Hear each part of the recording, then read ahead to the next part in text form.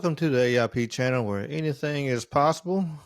Tonight, this kind of spiraled. I wanted to do one subject, and I'm still going to do that subject, but digging into one subject turned me into this one, and I was going to split it, but farther I dug, the more I was like, this is gets its own episode on its own. So. The power of the number seven. I guess if you looked at the title already, you've seen. Um, you probably don't think about how much stuff that actually, like, we have seven in the world, especially religious and such. Um, I'm gonna list off some of them. We're gonna talk about some of them, and just you know make you go for sure because you don't think about it. Um, One that you probably do think about, we got 7 days in the week, seven colors of the rainbow.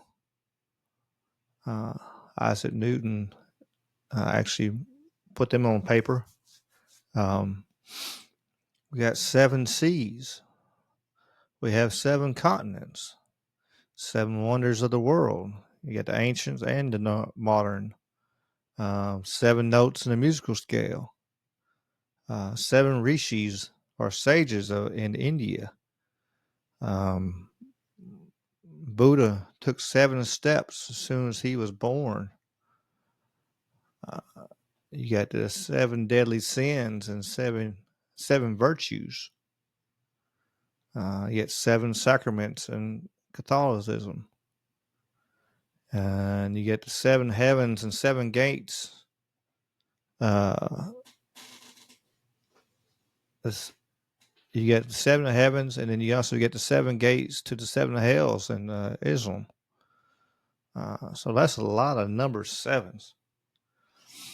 Also, you think about, they talk about in the Bible, the God created the heavens and the earth, and after 6 days, of work, on the seventh he rested, and it was good. So that's number 7 was completion. He completed his job on that 7th day, and um, so I said I didn't realize this. Me personally, I keep hitting this stupid mic stand. I apologize if you hear it rattling. Um, you know, let's see. Go through here. Musical scale. Your musical scale. You get the first, the tonic, the supertonic, the median, subdominant, dominant, subdominant. God bless America. Dominant, submediate.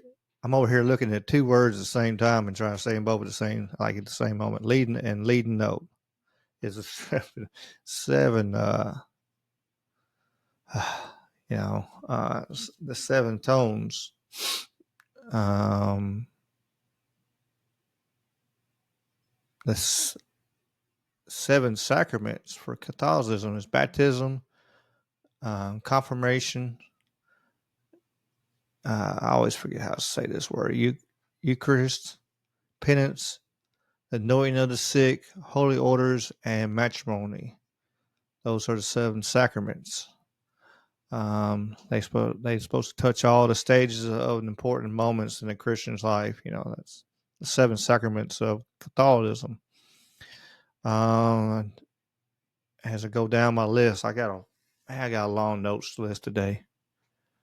You got your 7 ancient wonders. You got the Great Pyramid of Giza, which is on the new and old list. It's the only one left. It was on the modern list and the old list. Hanging Gardens of Babylon, the statue of Zeus at Olympia, Greece, the Temple of Artemis at Ephesus, the mausoleum of Halicarnassus. Carnassus? I guess I'll say that. I guess I'm saying it right. The Colossus of Rhodes, Lighthouse of Alexandria in Egypt are the seven. The, um, I didn't take a list of the new ones. I think it's got Machu Picchu is the Pyramid of Chichen. Let's see what else. Great Pyramid, of course. You get the Great Wall of China. You got Petra, the Colosseum in Rome. You got Chichen Itza in Yucatan, Machu Picchu, the Taj Mahal in India, and Christ the Redeemer down in Rio. That big, huge uh, statue they put there. Um, so those are the modern wonders. You got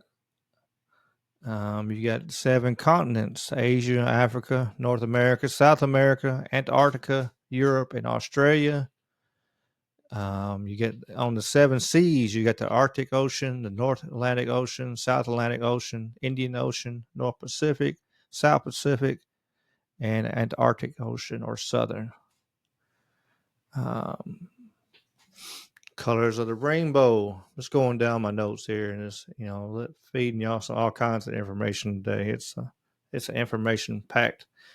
So if you like info, it's going to be a good one for you. So hope you enjoy. The colors of the rainbow: red, orange, yellow, green, blue, indigo, and violet. If you're wondering what they say the colors of the rainbow are.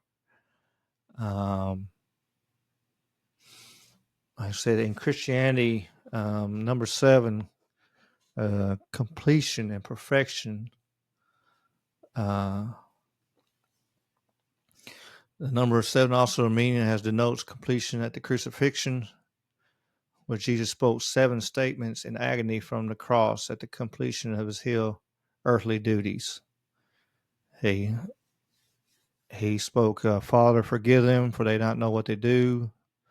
He said, truly I say to you, today I will be with you, you will be with me in paradise. He said, woman, behold your son. Then he said to the disciple, behold your mother. He said, my God, why have you forsaken me? He said, I thirst. He said, it is finished. And he said, Father, into your hands I commit your spirit. And that was the completion of the crucifixion. Today is not my day. Today is not my day. Ooh. In the context of perfection, Jesus spoke in grouping of 7 when he was asked how we should pray. In the response, Jesus gave us the Lord's Prayer. Surely the perfect way to pray concerning the words came from Christ himself. The Lord's Prayer contains 7 petitions. And Jesus spoke also in group of 7 when he used 7 metaphors to describe himself in the path to salvation.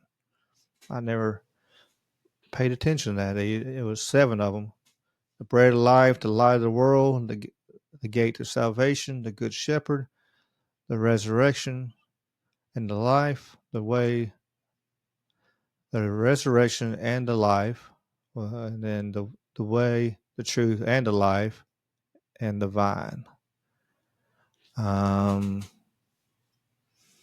King David referenced the number 7, describing the perfect nature of God's words when he wrote that the Lord's words are flawless, like gold refined 7 times. Isaiah also described the coming Messiah. He listed 7 qualities that the Savior would have. Number 7 as also exoneration and healing. Deuteronomy In Deuteronomy, on every 7th year, the Israelites were to cancel all the debts they had made with each other and free their slaves. Well, they still do that to this day, I wonder. So every 7 years you're debt free. Huh. I forgot about that.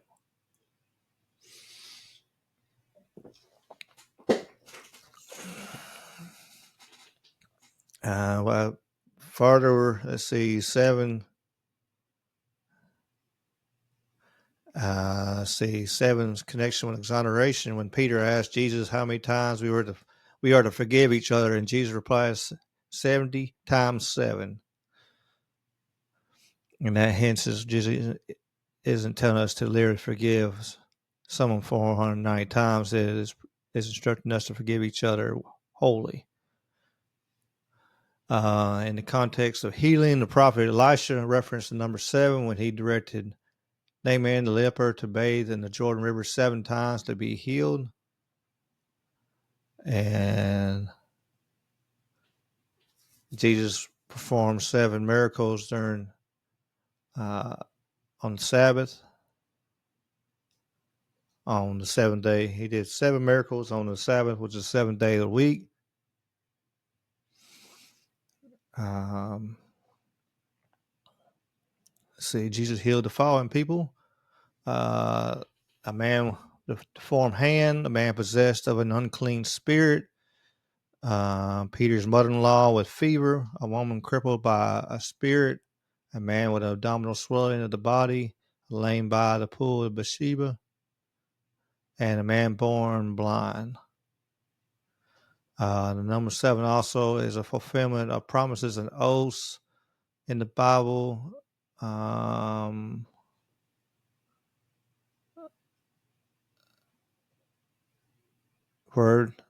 fact, the Hebrew word for swearing an oath, Shaba, and the Hebrew for 7, Sheba, both derived from the word meaning satisfaction or fullness. Saba, S-A-B-A. In Genesis, God promised not to destroy the earth again with a flood, and memorized the covenant with the rainbow, which it has the 7 colors, which we talked about that a little bit ago. I said everything has a synchronicity, secrecies. There we go. That's the word I want. Synchronicities.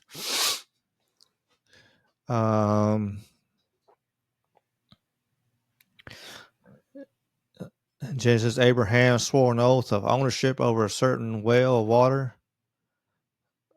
Abraham satisfied the oath with a gift of 7 lambs.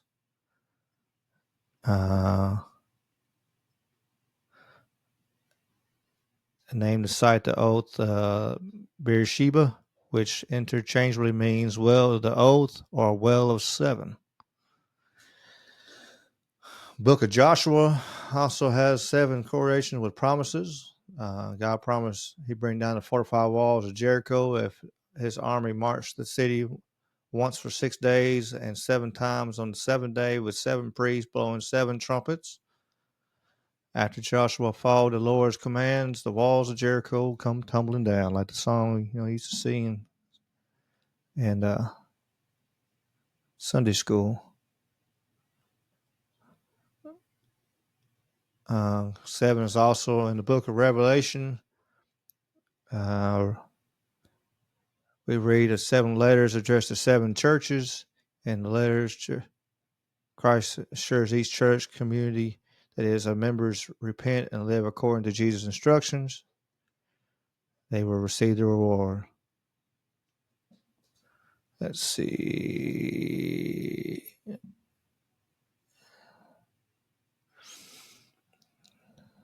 I said that's lots of stuff, and I'm sure there's more. I said in Islam we got excuse me.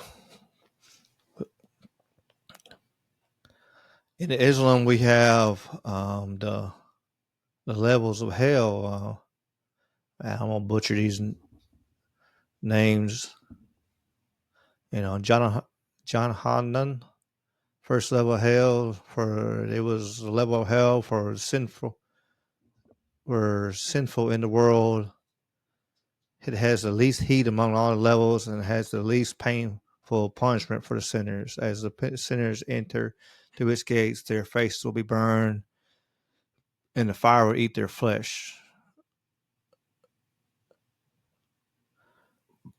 But they were just then they'll get new flesh and continue on and on. On level 2 is Lada, and this level is situated below the Jahannam. If I'm butchering this, I'm sorry. I be trying. And it's the people in jinn who did not believe in Allah, rejected the Prophet's messages, and not believe in them and the messages of Allah. The main punishment in this level is the fire eat away one's organs one by one, externally and internally, and will finally destroy the body. And the Sakar, the third level, is situated below Ladar. Now, punishment for them is the fire will eat up their flesh, but not bones. So the reason they won't come, they decide here is they did not perform prayer. They did not offer food to the poor.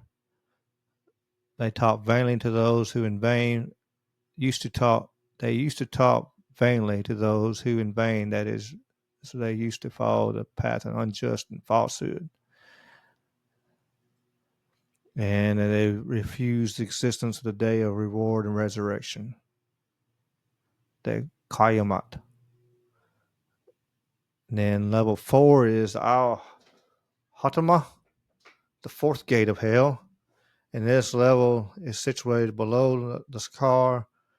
It is believed that the fire here will burn the sinners to the bones and blaze their heart and inner organs. The fire will start from their feet and then go up to their heart. It is believed that the sinners will cry to the point that their tear glands will dry out, blood will dry out, and their tears will be the huge amount that even if the tears will be of the huge amount that even if a ship was to be sailed in the pool of their tears, it would do so easily. Damn. That's a lot of tears. The fifth letter, the Jahim, is believed that it lies below, which is a big piece of coal. It is bigger than the lowest level. Sinners will be thrown here because of 3 reasons. They did not correct belief to Allah, declined to give correct right to the creations, and did not encourage feeding the poor. You better be feeding some poor. Now, Sayyir, 6th level. This level has been kindling since it was made. It consists of 300 castles, which have 300 huts, and each one is 300 rooms. In each room, there are 300 different types of penalties. The pain here is unimaginable, unbearable, and it's also very painful. What are you doing, cat? Are you making noise?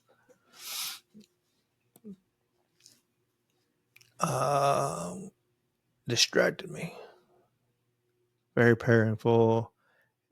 There are scorpions, snakes, chains, ropes, and whatnot. Also, it has a pit of agony, which most painful punishment, and all of it. The last level and the worst level of hell is the 7th level, situated below Sayir. It is said that no sinner will be released from this level. There is a pitch darkness on this level. Backbiters and non-believers are punished here. The sinners in this level will be crushed under mountains with them lying on their faces. The hands of their sinners will be bound to their necks, and their necks to be their legs. And angels will stand on them. It says the hands of the angels are supposed to be made of strong iron, and as punishment to the sinners, where they will beat the sinners with their bare hands.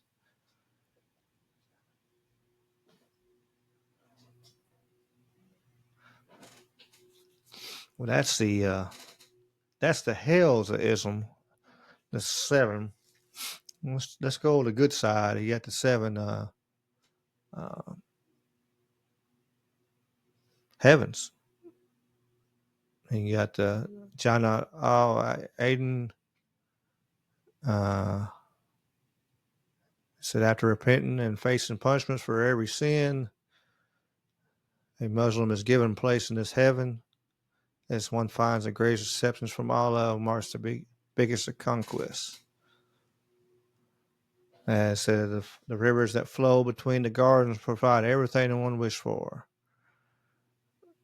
And then level 2, there's not Firdaus. There are a garden of all kinds of plants. There are grapevines in the place. It's most prestigious level and described as superior to all levels. And let's see, the Jannat and Naim. I'm just going to go through these. I'm over here reading all this stuff. You get the Jannat Mama, uh, Darul Kul. Y'all here to hear me butcher damn names. That's what y'all here to hear. Listen to me. Darul Makim, and Darus Salam is the 7.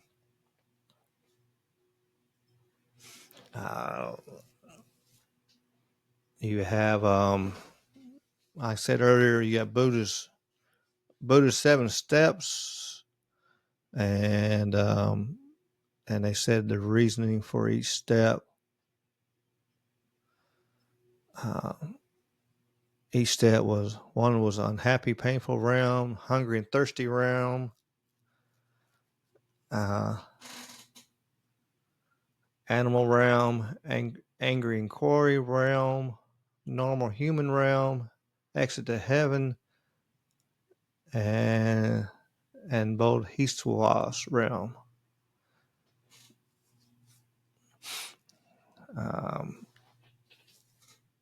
And then gone through a bunch of this other. You get the 7 deadly sins, and you get the 7 virtues. The virtues, of course, are chastity, temperance, charity, diligence, kindness, patience, and humility.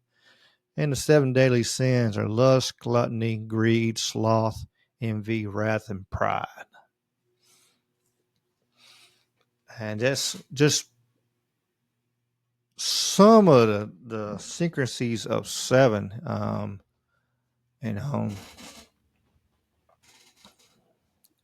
What brought this on, I was going to say it on the end, the next episode, go ahead and give you a little peek. It's going to be about the Statue of Liberty, and you're looking at the height and everything is divisible by 7 on the Statue of Liberty. Freemasons, built the Statue of Liberty, and no conspiracy. That's honest truth there. Look it up, and because everything they had was they added. Let's see, they added 1 inch.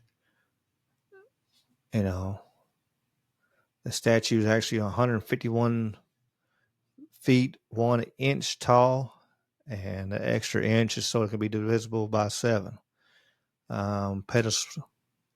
The pedestal from the pedestal up is 305 feet tall and 1 inch, and the index finger is actually 8 feet and 1 inch. It makes it into divisible by 7. It also has 7 rays around his crown, and so a few other things. Like I said, that's a little teaser for the next episode. So you guys have to wait till the following week and listen to that. But my question tonight is, what do you think? I mean, is it something to the power of the number seven? Is um, is there something, in all this rambling we done tonight?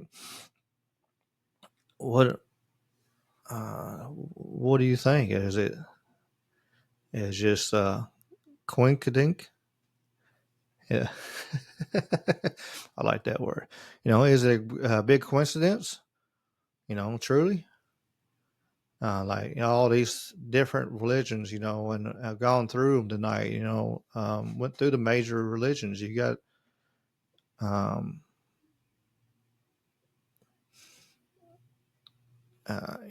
several of them, several major religions.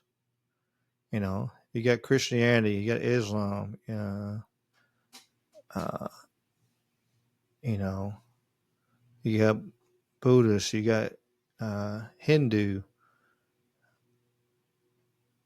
What else? Catholicism. It's and just what we talked about tonight. Um,